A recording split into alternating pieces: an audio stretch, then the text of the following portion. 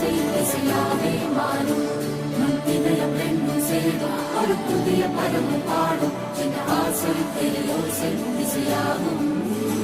இந்த திருமண கொண்டாட்டம் நம்